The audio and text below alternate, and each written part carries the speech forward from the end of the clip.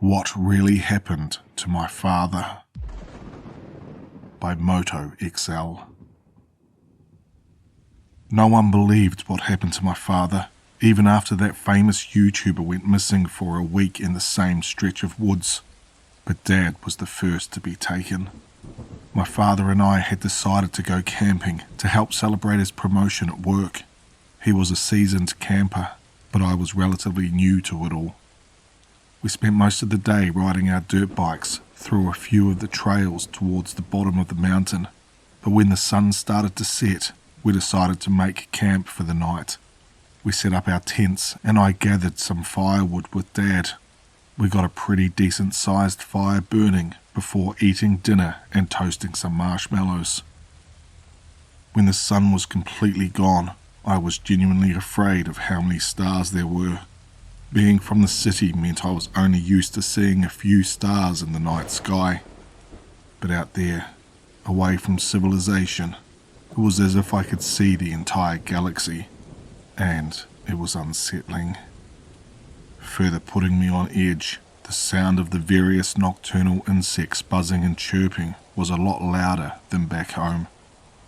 There weren't any howling wolves, but there was the occasional owl hoot.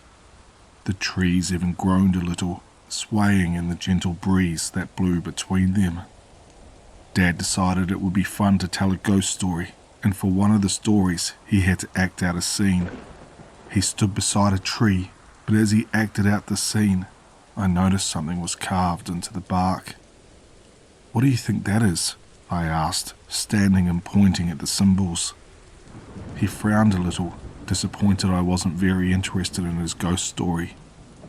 He turned his attention to where I was pointing and continued to frown. "I'm not sure. I kinda noticed it before, but I guess my brain automatically assumed it was just one of those Jack loves Jane messages kids love to carve into trees." He leaned down a little and stood in a way that allowed the light from the fire to flicker off the tree. I followed suit. The symbols had been organized into a diamond pattern, carved a few inches deep into the bark. And it looks like a tool was used to carve this, Dad said, running his finger along the inside of one of the larger symbols. "It's extremely..." Dad jerked his hand back and sucked on the tip of his finger. He chuckled a little. "Well, I was gonna say smooth, but it cut me, so I guess I'm a little wrong." As Dad spoke, the insects stopped buzzing and chirping, the owls stopped hooting, and the gentle breeze that blew through the trees turned into a strong gust. The wind blew some dust into both of our eyes, and we tried to clear them with the back of our hands. We went back to the fire and sat down, but Dad didn't stop rubbing his eyes. We didn't speak for a few minutes, but when Dad stopped rubbing and looked at me, I gasped and almost scooted back. I can't see," he said, blinking a few more times. "Your eyes," I started, pointing at him. I had expected his eyes to be a little red from irritation, but instead, both of his eyes were black now. At first, I thought they were gone, but as he moved them around trying to look at things, I could tell they were still there, just completely devoid of colour. "Dad, I think we need to go to the hospital or something. Your eyes are completely black, like they're covered in soot." "That would make sense, I guess.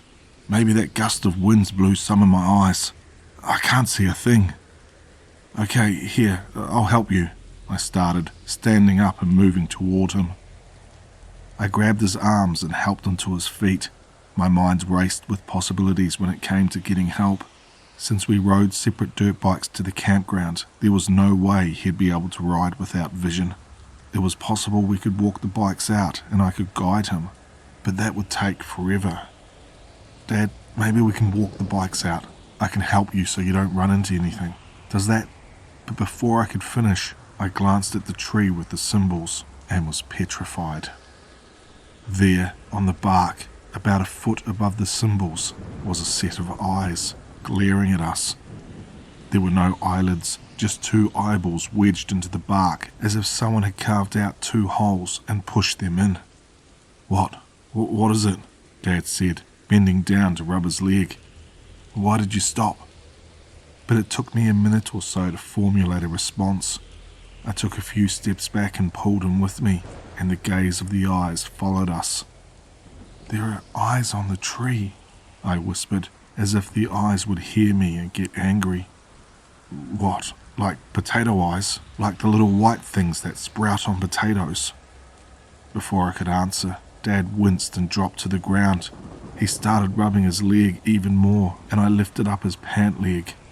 Sure enough, like his eyes, his leg was pitch black, including the hair that would normally have been brown.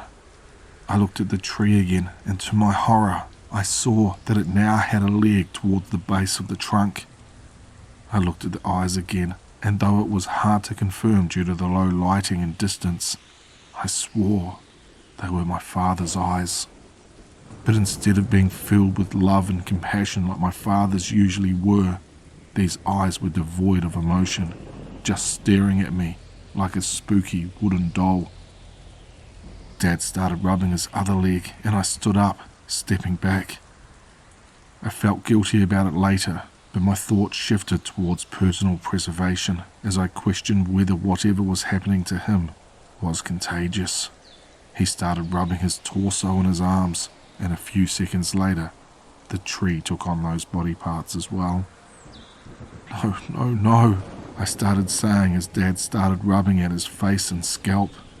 Then he stopped moving, becoming a completely black, motionless figure beside the campfire. My heart was racing a mile a minute as I looked at the tree. Embedded in the trunk was the image of my father, complete with his face, which was now twisted into a morbid grin. I shook what used to be my father a few times just in case, never taking my eyes off the tree. When he gave no response, I grabbed the keys to both bikes and hopped on mine. I didn't care about our camping supplies or bother putting out the fire. Instead, I turned the key in the ignition, sighing in relief when it started. Movement on the tree caught my eye, and I watched in terror as the embedded body strained against the bark. It pulled most of itself out, only connected at its back by a few twigs and bits of bark for a while, before finally breaking free. It never blinked, glaring at me and smirking. When it took a step forward, I twisted back the throttle and sped off, daring a glance every second or so, but happy I'd taken both keys so at least it couldn't pursue me on the bike.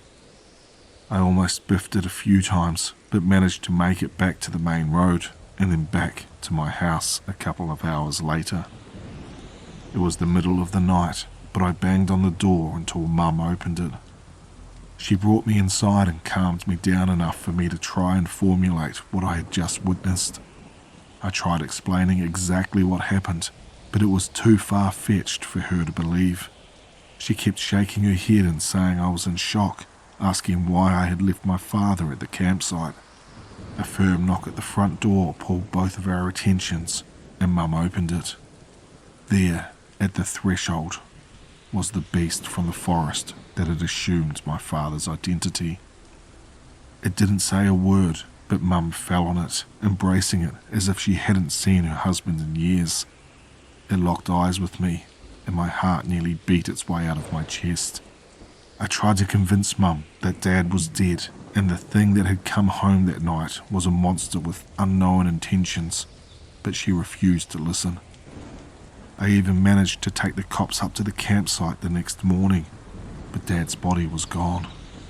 The symbols were still carved into the tree, but now there was an additional symbol above the others. Since the cops found nothing and Mum refused to believe me, I had no choice but to move out. A few others have gone missing, and I know they were taken by the same creature, and one day I'll figure out a way to fight them.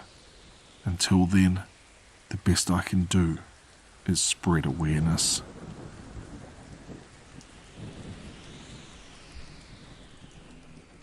I just want to thank Moto-XL for allowing me to narrate that story.